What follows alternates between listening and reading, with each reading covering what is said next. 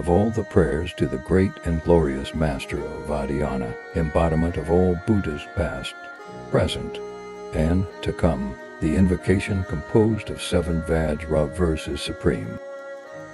It arose spontaneously as the natural resonance of indestructible ultimate reality and is an immense treasure mine, blessings, and accomplishments. Many prayers to Guru Rinpoche exist, but the king of all is the 7-line prayer. This prayer was not composed by Padmasambhava himself. It is a prayer with which the Buddhas of the 10 directions entreat Padmasambhava to come.